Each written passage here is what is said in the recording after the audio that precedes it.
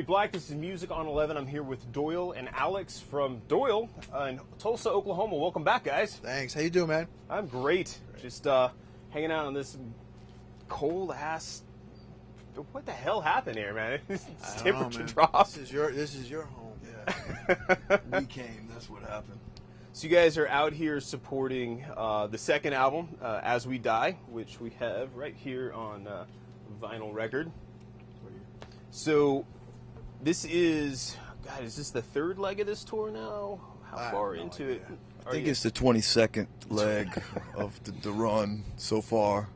So you guys, and now you guys were in Huntsville Sunday night. I know that you guys did some double duty there for you, wasn't it? Yeah, 3 shows one day. It was fabulous. 3 shows. You still wiped out from that, or No, listen to that golden voice right there. Still fine.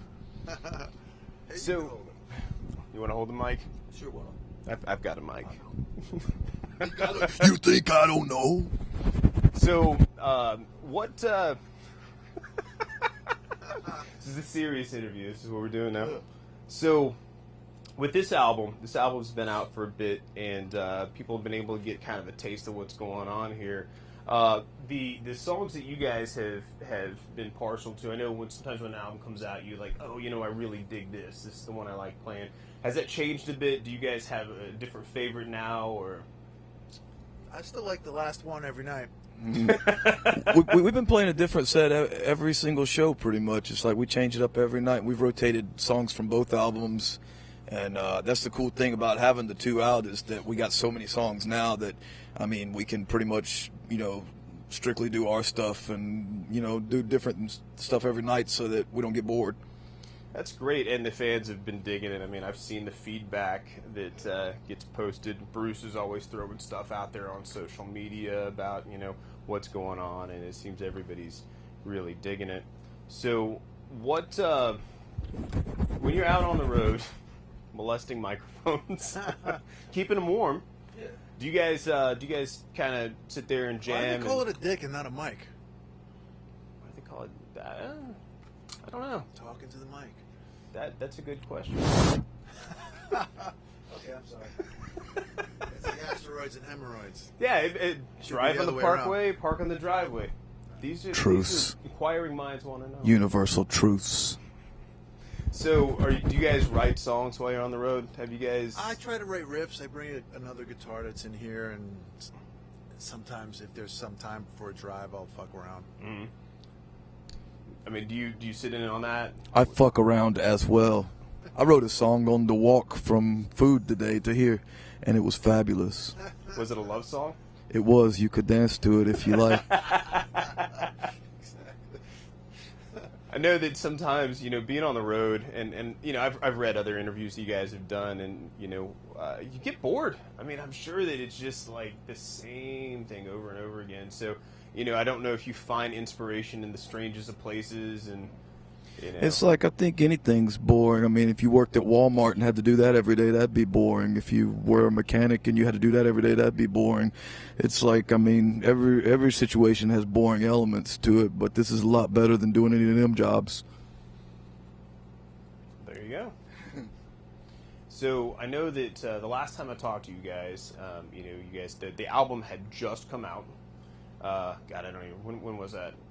It's been a little bit of a blur sometime last year. I don't even know what today is. And you guys have been around all over the States, and you guys did some European dates as well. Yeah. I know that, talking to you in the past, there's been a bit of a difference between your European crowds and the American crowds. Does that still hold true? I mean, is it still a little bit more lively over there, or do you see a little bit? It's lively everywhere but here. We did a great show last night, and they didn't even talk to each other in between songs. Really fucked up. Everybody just kind of standing there looking through their phones still? That's so weird. Unusual what they're seeing in front of their face.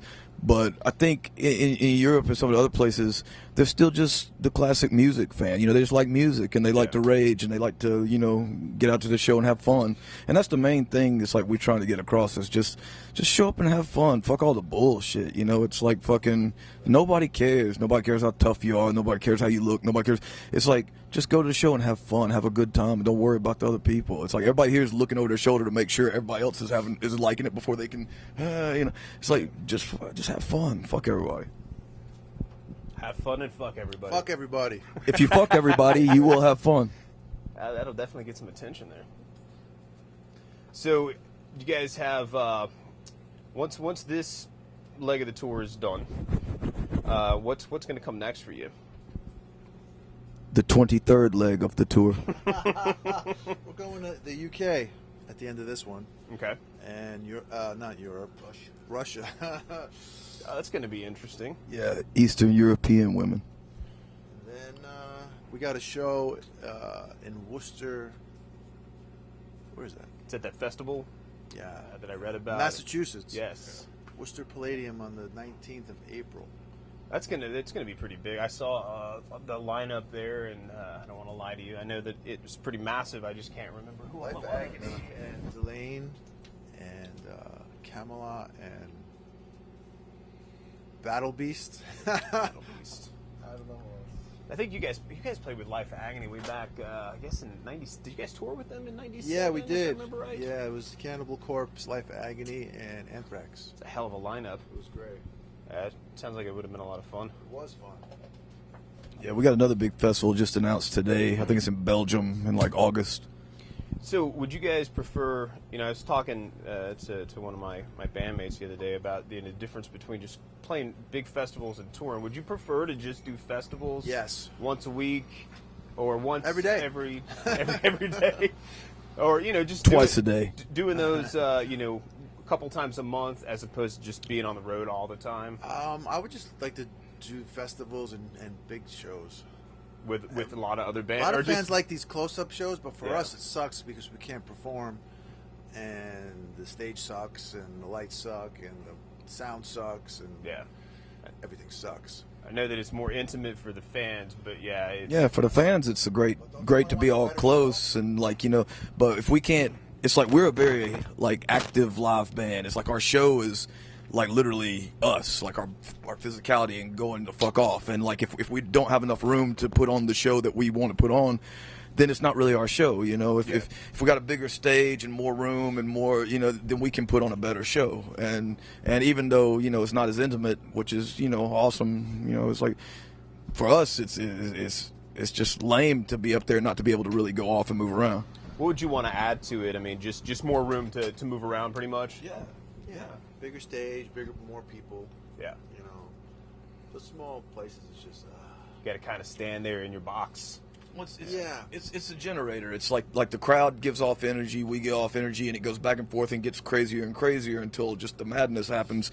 And the bigger the crowd, the easier it is to get that going. It's like.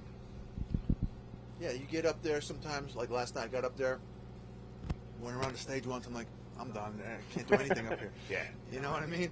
Yeah, I actually completely know what you mean because the last time. Or it's dangerous because it's all different levels, or you hit your head on the fucking PA. Or there's a place that you can't quite get over to because it's too small. Yeah, I know exactly what you mean, and it's some of these clubs have stages just like pieced together for the night. It's like this one, the front of it goes down. So when you get to the front, it kind of throws you off the stage. And there's like a little lip just before that. So if you catch your toe or something, then you're just going and you're going down. And it's like, so you got to be conscious of all this bullshit while you're trying to put on a show. Yeah, it sounds like it's a little bit of a headache there sometimes, and not knowing what you're going to play. Somebody says, "Oh yeah, we got a venue. Come out," and you show up and you're in a barbecue rib place. Some of these promoters, they don't understand. They just think like, oh, I've got whatever it is for the guarantee. I can do that out of pocket, and then I got a show right here. And then I think they ain't got to do nothing else. It's like, but we have certain requirements that we need to do to be able to do the show that we do. And to me, it's cheating the fans to give them a half-assed version of the show. They should get the same show that everybody else gets. And like if we can't perform our set the way we perform, then that's cheating our crowd. So, shifting gears a bit, social media. I know that different bands have different opinions on live photography, filming, and whatnot. What do you guys think about it? You think it's going to help people to see more of what the band is doing, or do you think it robs people of the live experience? Well, I think people are so used to watching that fucking phone all day. Yeah. Then they come to the show and they do that. We did the Misfits in L.A. We didn't have that. Yeah, and we weren't I allowed, and you know what? It was cool. Idea. And at the end of the show, they had lighters. You know what I mean? Yeah. It was like a real fucking concert. That's awesome. Are you guys going to do that in Jersey? Of course. Okay, because I hadn't read yet if that was gonna happen. I'm sure it'll be there. Yeah, and I'd love to see that, because you're not looking at, because I went to Riot Fest. We had talked about that, and it's just, you look and it's just a sea of blue screens. Stupid. And I don't want to look up and see that. I want to look up and see the. Well, you the know what band else on these stage. people don't realize too? If you're filming this show, like the show we're doing with the Misfits, and you film it, now all these assholes who like to look in their phone, they're not going to the show. Yeah. You know what I mean? They don't want to go now. Well, They now, could just sit in their fucking bedroom pulling their dick watching it. yeah. Do you guys have plans on maybe filming? I know that because there's so many limited shows. I know that people that might not be able to make it out to one of those. Do you guys have plan on filming this one in Jersey, or? I hope not. You don't want a live video of it? No. Of any of them? No. See, I think that would be really cool to be able to. I mean, that's my hometown, so being able to Is go, it? oh yeah, I was there. That's where New I'm Jersey? from. Mm-hmm. Sorry. So am I. That's why that's why I'm down here. Sorry again. Yeah, apparently I just threw a dart at the map and hit the wrong place. Should have missed the map.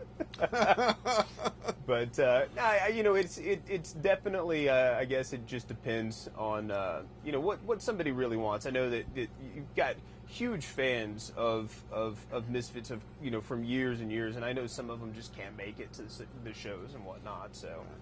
But that, and of course, that is the argument some people use. Well, I wanted a souvenir. I'm like, well, you can't do that in the movie theater. You can't take a picture of the damn Star Wars movie. Why do you think you have the right to do it at a concert? Yeah, actually, it's bootlegging. Yeah. Like if it was the '70s and they all came in with that camera like you got, yeah. and all filmed, what is that? It's fucking bootlegging. But now that everybody's got one in their pocket, it's okay. Yeah. It's like illegally downloading music. That's okay.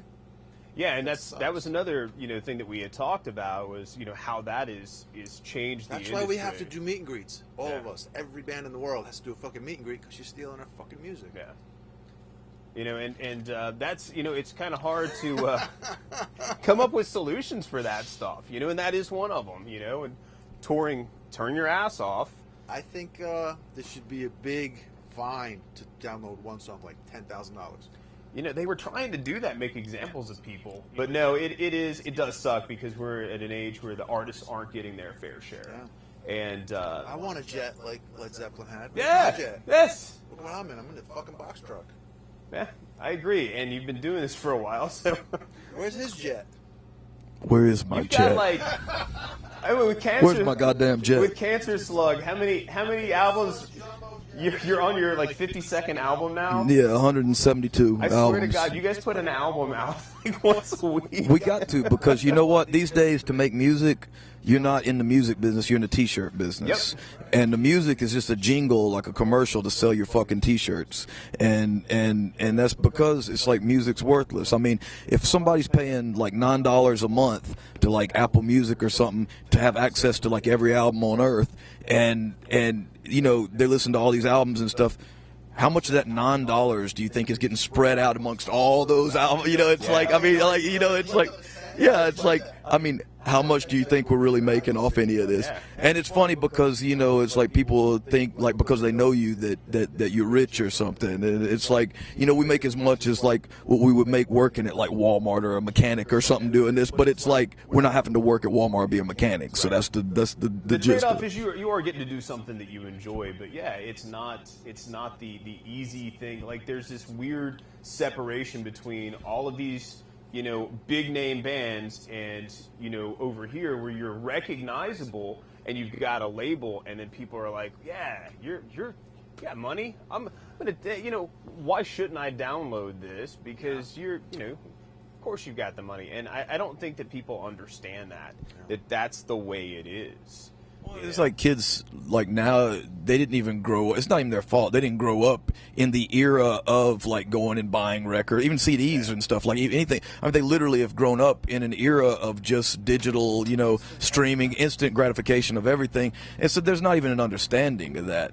And I mean, the thing is, it's like I think the rap community got it right, the hip hop community, because now they're understanding how to make that work for them. Like, just by, instead of releasing albums, they're just doing singles. They're just doing like, and doing different, like 100 different takes of the same song, and it's about the appearance and getting paid for the appearance more than it is about. I mean, they've kind of figured out a way around, like loopholes around how to work it. Guest starring on all the albums, everybody does it. Yeah, they figured out a way to make it work. That hadn't hit the rock community yet, not as much. It's like maybe we'll catch on at some point, but right now everything sucks. And like you said before, you can't download a T-shirt, so For now, I mean they got 3D printers and stuff now, so yeah, by next week, we won't even be able to sell a T-shirt, but they'll be making them on their fucking computer. Yeah. Well, do you guys have any last words for your fans? Anything final to tell everybody out there? Don't steal fucking music. That's it. And tell people we don't suck. Even if it's a lie, just tell them, because fuck you. And fuck them. Yeah, even if we did suck, just tell them we didn't. And keep it turned up to 11.